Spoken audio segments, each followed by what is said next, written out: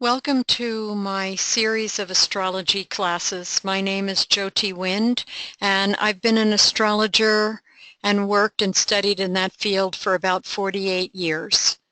And I've done all kinds of chart readings for people all over the world. And I've also taught many astrology classes in person and online.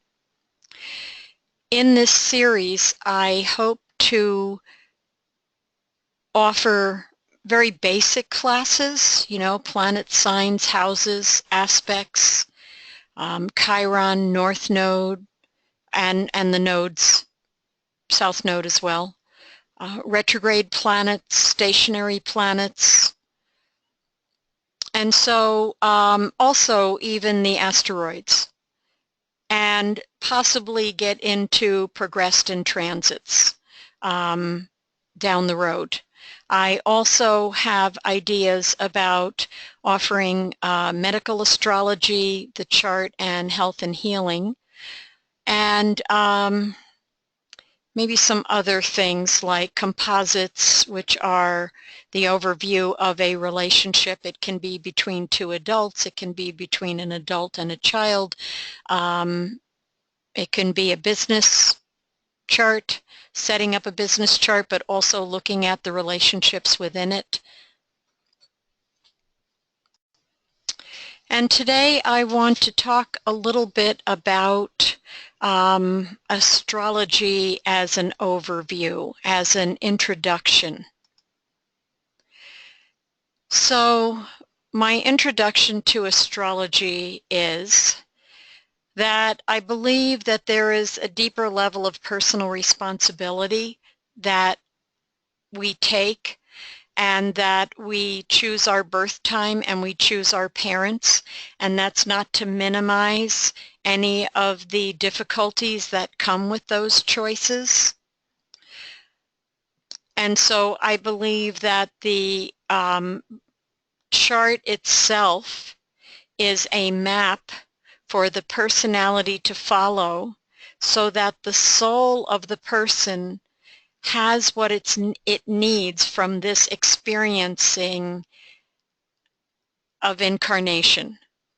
And so I believe that on some level we choose the time of our birth so that we can have exactly what we need to help us and to aid us and to give us strengths and weaknesses sometimes, things that we're here to learn how to strengthen, certain muscles that we are working with strengthening.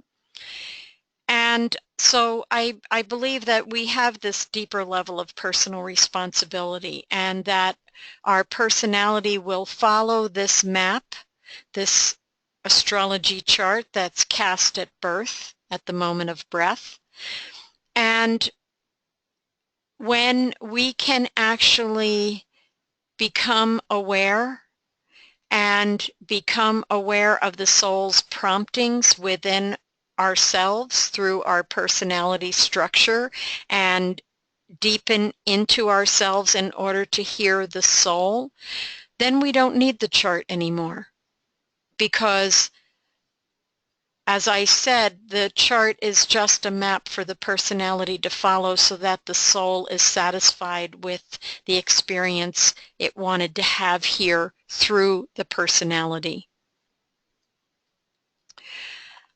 Looking at objectivity and acceptance. How do we accept people who come to us that obviously they're exactly where they need to be or they wouldn't be there?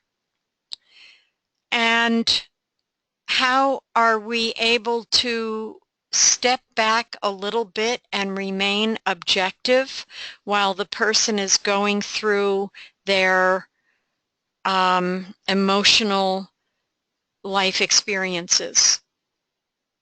How do we let them have their experiences without feeling like we have to save a client or a friend or a family member from what we see coming in the chart or for their actual in-the-moment experiences? How do we not save them from exercising the very muscle they came to exercise, the very reason they came here. We don't want to try and save them from those very experiences they came to have.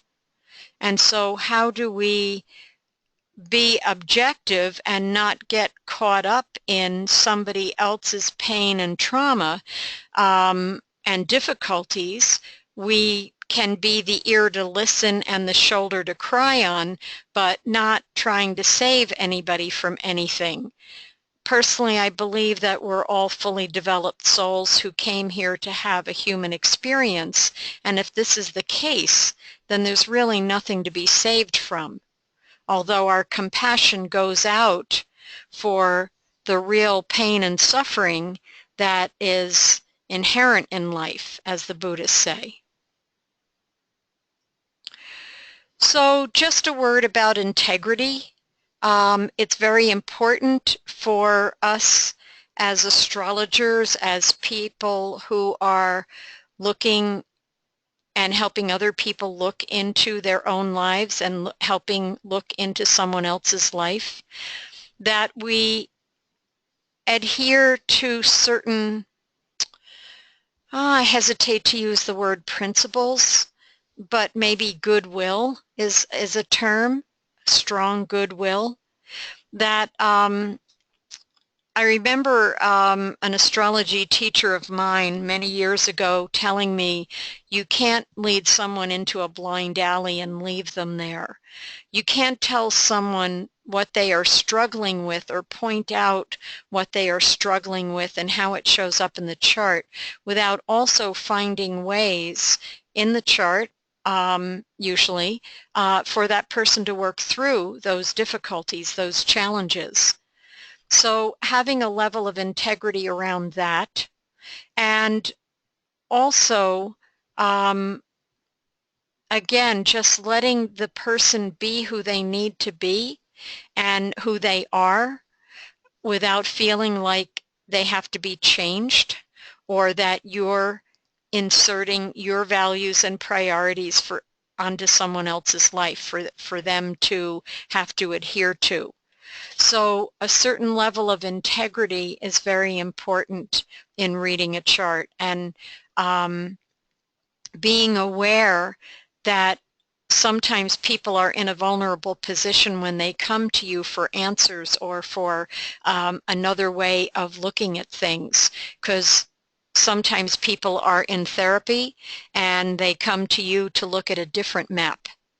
And so when a person is looking at a chart with their client, that person maintains a certain level of integrity in how they tell the person what's going on with them and how they recognize things as challenges rather than the old way of looking at astrology as malefics and things that were very considered very heavy and dire. But seeing things as challenges and seeing things as flow and maintaining a certain level of integrity with your clients is really vital. I've had people come to me who I considered, you know, kind of tongue-in-cheek, astrologically wounded, because they had been told things that no one should have ever said to them in quite that way, and it limited their choices, the choices they felt they could make from then on for quite a while. Personal work. I believe that it's important for us as astrologers, as people who are in any kind of helping profession, that we do a certain amount of our own personal work. I mean, there's no finished, right, and done. This isn't a Virgo